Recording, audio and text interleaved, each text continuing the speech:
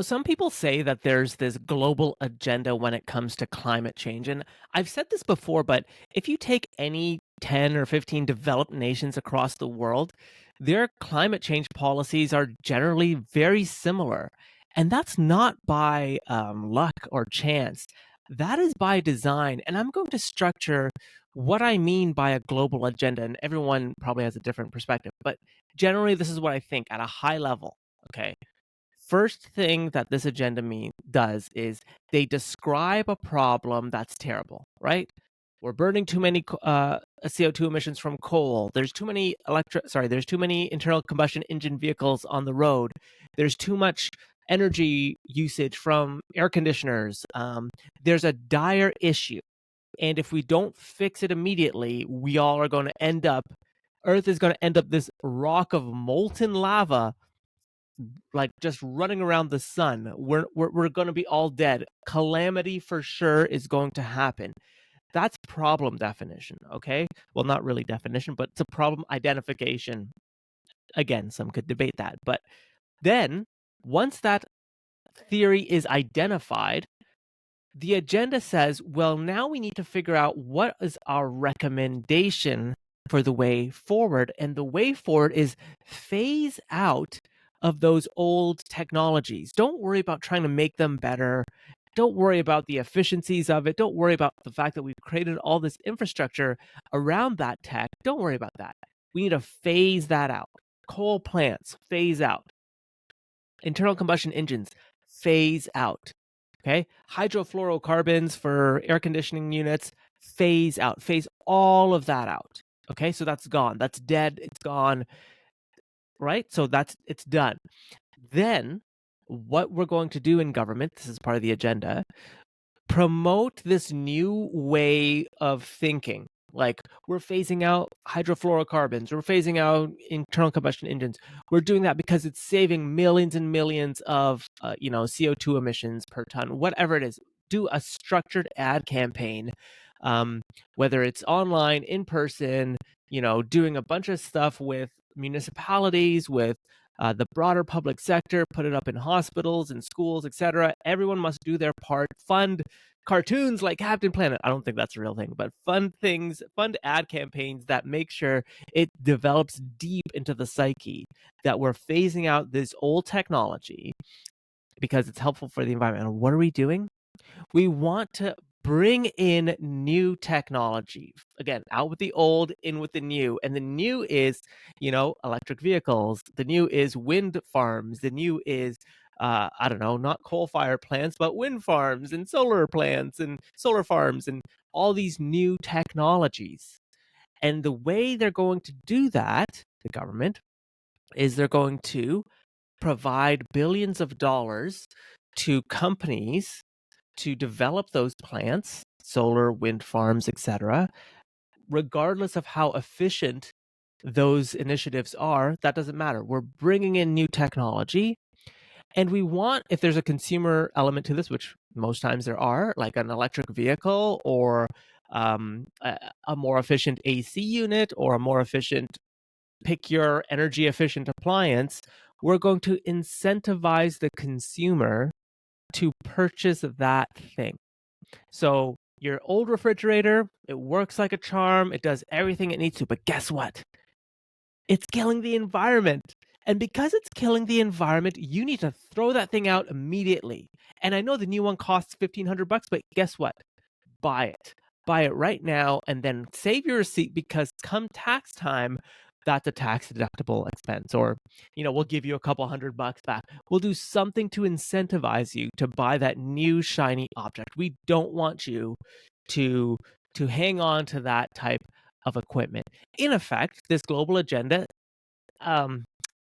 it actually institutionalizes throwaway, the throwaway culture that we've developed. Just throw it away. Just throw out your car. You don't need it. You need an electric car. And guess what? You won't even have a choice, because the entire fleet will be electric. Excuse me. I'm choking on myself because this agenda is so strong. But you don't even need to worry about choosing an electric car. Your auto manufacturer that you prefer will only be selling electric cars by a certain year.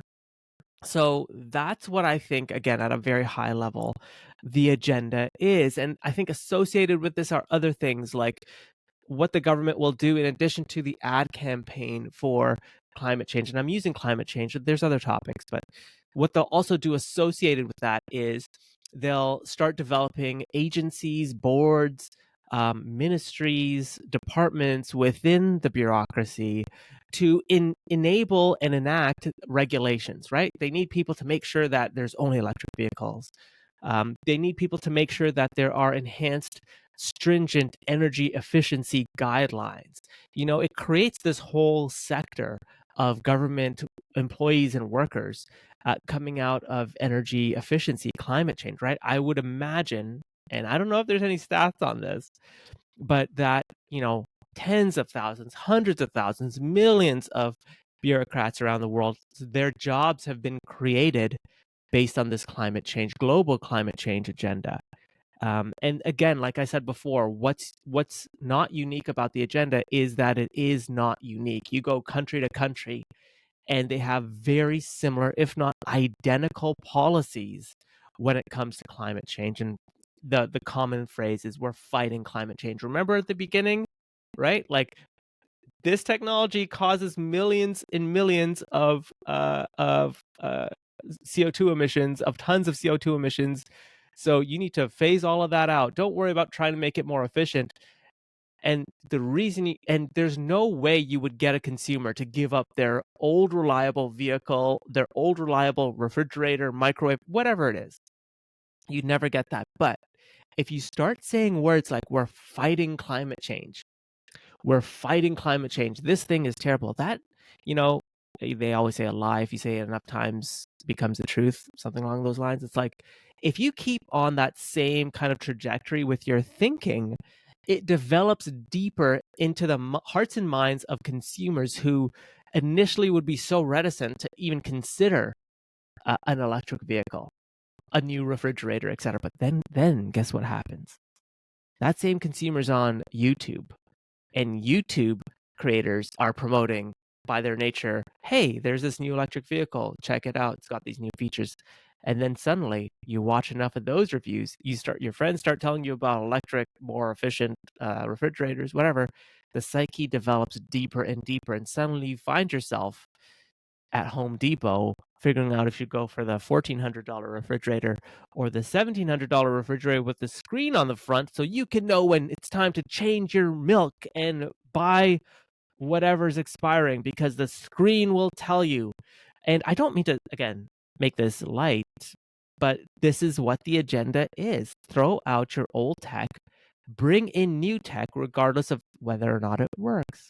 And you can imagine this brings up a series of issues, perhaps most importantly, which Vaclav Smil and others have talked about many times in their research, is with the adoption of new technology comes perhaps the solving of old problems, but the beginning of new ones. Right? We have no idea what widespread adoption of electric vehicles or phasing out of coal will mean for our societies. We've never done that. No society is powered by wind and solar. It's still just a fraction of our entire energy grid, less than 5%.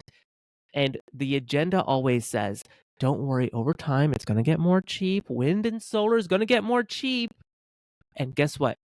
You're going to get your energy. Well, something that's cleverly missed out from this agenda is people are demanding more energy than ever before.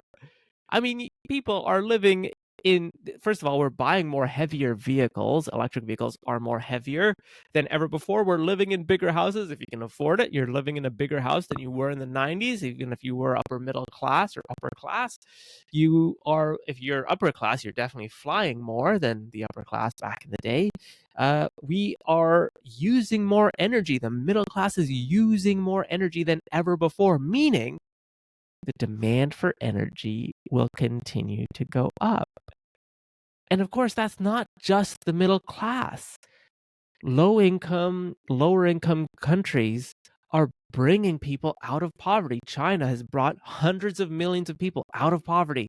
Now, what does that mean? It means more people are buying cars and buying condos and renting condos and going to the store and going to the movies and doing all those things that the middle class enjoys. And that comes at a price, of course, more demand for stainless steel refrigerators, more demand for cars, more demand for food, more demand for plane tickets, bus tickets, trains, highways, and so much more is demanded of. And that's what these agendas miss. They miss the on the ground reality that so many countries are facing every single day, especially lower income countries. Now, I wanted to share with you a couple things. Here's a perfect example. This is the United Nations report back in 2023. Dump fuel hungry AC units to cut years of emissions and save trillions. Remember, I said the agenda is real? This is it. And it goes into detail about how terrible it is to cool your house with conventional methods. And you know, it's if we only adopt a more efficient solution, we could save up to 2.9 trillion. Well, interestingly enough, countries obviously are taking they're looking into this a little bit more. There we go, Christopher. Finally got there. India will not likely participate in COP28. This is a late last year. And you might be asking why. And I have found this. India refuses to sign COP28, and here's why. It says that India cited the lack of practicality in curbing greenhouse gas emissions, particularly used for cooling in the health sector, as the reason. Now, if you scroll down, what India says is a sticking point emerged as the draft outlined a commitment to reducing greenhouse gas emissions applications within the healthcare infrastructure.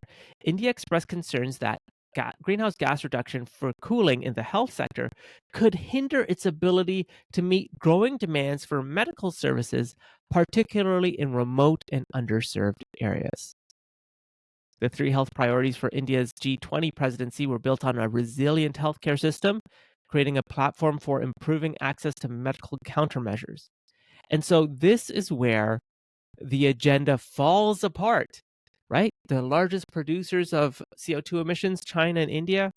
Yeah, well, guess what? They're still wrestling with a very rural, very agrarian population, comparatively speaking, to the G7. And working with those communities, health, the immediate needs, healthcare, those take precedence, right? No one's thinking to themselves about hydrofluorocarbons when you're working with agrarian and rural communities that are facing real issues. So, wanted to give you a heads up that I think is the global agenda at a very high level when it comes to climate change and how it's articulated and how it's laid out. I'd love for us to be more in tune with it. And it's not just climate change, there's a host of other policy areas, 5 or 6 that I can just think of right now, where there's clearly a global agenda, and it's up to us as informed citizens to let our countries, our municipalities, provinces know that we know something's up and be more realistic in their policy options. Anyways, let me know what you think. Is this right, wrong? I'd love to know what you think. Let me know in the comment section below.